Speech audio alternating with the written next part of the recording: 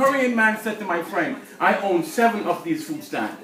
So my friend said, man, where did you get the money to own all these stores? The Korean gentleman said, I go to the Korean Association, I get a loan from them, they give me any amount of money I want. But I make sure I pay them back so another Korean can get a loan. So my friend said, wow, since we're good friends, brother, you think you can introduce me to the Korean Association so I can get a loan? The gentleman said, no, no, no, no, no. The Korean Association for Korean people. You must go to the Black Association. Brothers, where's the Black Association? Speak. It's right here. It's right here. UNIA, right here. But it's only happening if we make it happen. That's right. If we try to recruit a member right now, most of us will ask us, what does the UNIA is going to do for me? Can I tell you something? If it weren't for the UNIA, maybe you would be back in shackles today. I know that's right. Because it's in the 1920s, our ancestors made sure we went forward. And I can tell you, you ask Martin Luther King, he said special thanks and praise must be given to the prophet Marcus Garvey, who showed us the way to salvation. You ask, there's Malcolm X. Malcolm X said, if there weren't a Garvey, you wouldn't have seen a king. You wouldn't have seen an X. He said, every time I see an island in the Caribbean getting its independence, every time I see a country in Africa getting its independence, I know that Marcus Garvey is alive. Black power. I can say that everything I own, it's because of the UNIA, don't get it wrong, and Marcus Garvey. When you see the red, black, and green flag, know that the red, black, and green flag is the UNIA flag. Don't call it any other name. That's the UNIA flag. The UNIA is the only government that we have. Only government that was created for us. I was born in Jamaica, but Jamaica is not going to protect me. We're living in America. We're seeing us being killed every day. Is America protecting us? Nope. And then you're telling us to be what? Be peace. How can I be peaceful when you started war? That's right. You're going to kill our sons, kill our brothers, and then tell us to be peaceful? But then we're following them and being peaceful. But you know what? Our brothers will just keep getting killed. Our sisters will keep getting killed. Our sons will keep getting killed as long as we sit here and act like nothing is happening. When are we going to get sick and tired of being sick and tired of these things happening to us? Like, wow. You know, soon it's going to be my son or your son. Then we're going to want to get involved.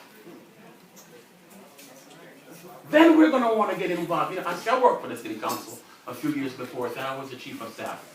And I controlled all the money. Meaning everybody in my district came to me to get money. And let me tell you the difference. Well, when the Jews came to me, one thing I can say what you want about them, but they protect their people.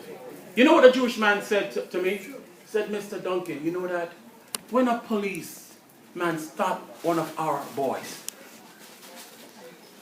they have to call us before they arrest him. Because if they arrest him before that, they will go in that precinct and teach those police a lesson. But you know what happened? If I should call you up 3 o'clock in the morning and say, oh, my son is having problems. Brother Mike, maybe I'll see you next week. And when you're having it and you call somebody, the same thing is going to be said. But unless we have a government that's going to protect us, as I said, when a Ghanaian gets in trouble here, the government Ghana is not going to protect them.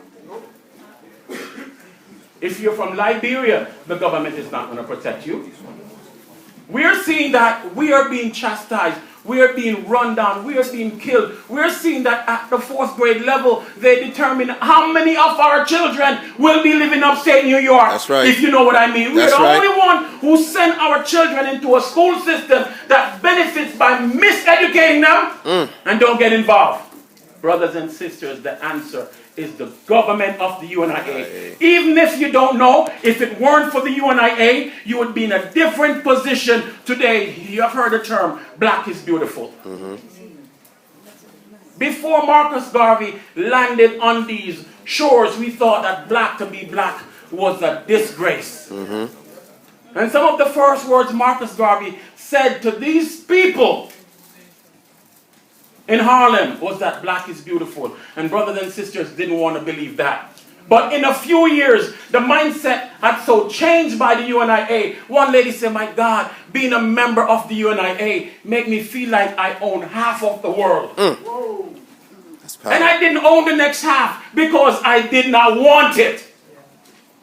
That's what the UNIA did for us. That's power. The UNIA made sure that I was able to attend a university here, even though it doesn't mean anything to us. Made sure that I own something here that came from the UNIA. But what the government did, the government realized, this government here realized the power of us linking together. Yes. And what they made sure, they infiltrated such a structure, such a government to make sure we disassemble. They never wanted so many people under one roof again, representing black people. So you know what they did? They get some of those key leaders and paid them off back in the 1920s and 30s and said, leave the UNIA, create your own organizations. And I can tell you some of these, no, I probably, maybe I should leave that alone. But some of these organizations, they took the money. They created new organization, and what happened? Instead of having 11 million black people under one roof, we start splitting up. And between then and now, we have created over 5 million organizations. And can I tell you something? 99.9% of these organizations, they don't equal one.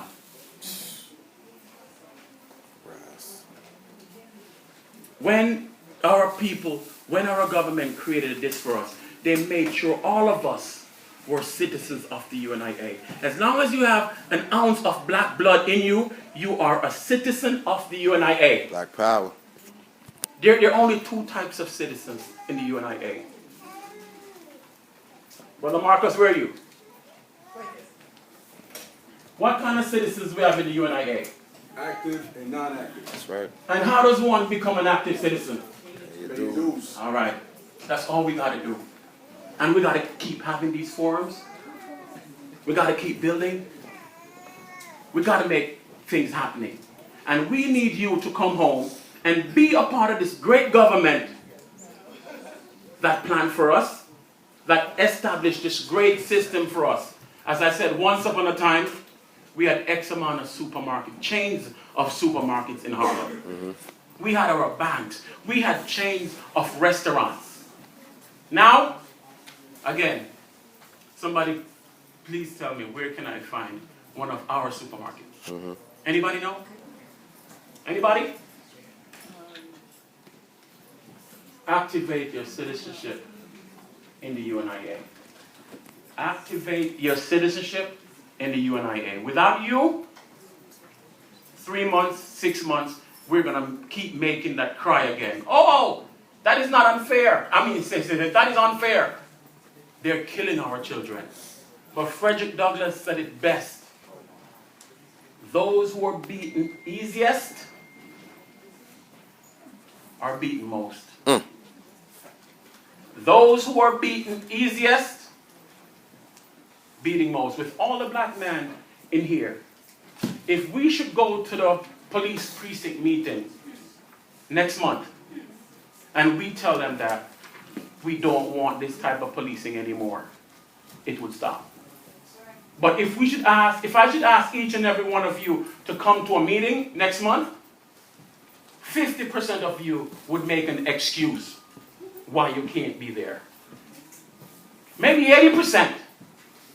What happens in the black community? A few people do the work. Few people do the work. And what happens after a while? Those few people, they get tired. They can't work anymore. They stop. And then we say, we don't have any leaders. Leaders have to come from our ranks. That's right. And that's where we're looking for. People, I want to thank you so very much for coming out this evening. We're going to make this happen. The greatest thing we have the Each One Support One concept. As I said, my restaurant Whenever anybody comes to my restaurant, 10% goes back. We have a Sister Dugue, who's a medical doctor. Whenever you go to her business, 10% comes back. We have a printer. Whenever you support them, something comes back. All the vendors who are UNIA members, I just want to remind you, 10% comes back, right? That's right. All right, good. I like that. I like that. We make sure, Sister Delali, when you support Jamaica Breeze, do they give you your discount? Yes, I get it. I asked for it. And if, Where is the printer? My flyers is almost finished and I'm okay, so we have a printer for you. And that's the purpose of being here. Because we have that network of businesses that's going to make it work. And it's not just enough for we to support black businesses. Because you have some black businesses that take the money from the community. So we got to make sure we support black businesses that are supporting black causes. That's right. Again, I hope you activate your citizenship in this great government of ours. I want to thank you so much for coming out. Enjoy the show. Spend some money. Support the vendors. And have a good time. One God. One aim. One aim. One destiny. Long live Marcus Garvey. Black power. Thank you. The name of the DVD, I produced this in 2003. It's called Gele Magic. Can you say that? Gele Magic. Gele Magic is a word that comes out of the Yoruba. The Yoruba people are from? Nigeria. We know Africa. Wait, come on. Nigeria. Nigeria, all right? So it's Yoruba, and it's out of Nigeria. There are other Yoruba people in other places as well, okay? Gele Magic means head wrap magic, all right? And it's a tutorial. It's 15 minutes long, and it can teach anyone, both male and female, and it has children on there as well, how to wrap your head using cloth. That's the ancient African art form, because, you know, what we did was art. What we do is art. A lot of people take it for nothing, but it's art, okay? They now find it, and all of a sudden it's art. No, we are the creators. Thank you. Just scoot over a bit. Thank you. Okay? We are the originators. Okay. And I'd like a volunteer, if you could just stand there and be waiting. Someone? Don't move it. No, I want someone maybe like shorter here, if that's all right. Please? All right. No? I need a volunteer. I'm sitting, male or female. Come on, somebody. My niece is coming. She's Come on, coming. Miss Vivian. Go ahead, Troll. Miss Vivian, look like you got that. All right. Look at my niece. Hi, how are you? Come on, you come up first. You just look pretty. Okay. All right, so you can do a head wrap. We can start from the back. We always start with a piece of cloth. A lot of people, the first mistake that a lot of folks make is that you need all this cloth. People will tell you, you need 2 yards to wrap your head.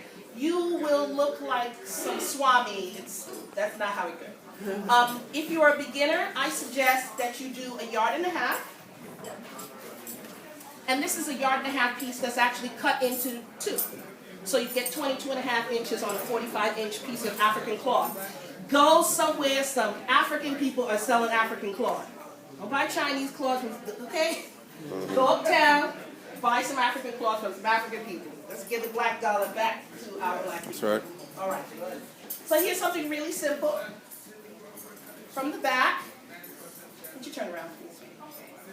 From the back. Okay, go to the front. Okay. Now you grasp it like that, really easy. Don't move your head for me, okay? You just twist it. Turn around, please. Oh, the other way. Thank you. You can twist it, and you can put it right back inside. Oh, that's magic. It's okay like that. Look at my troll. Yeah.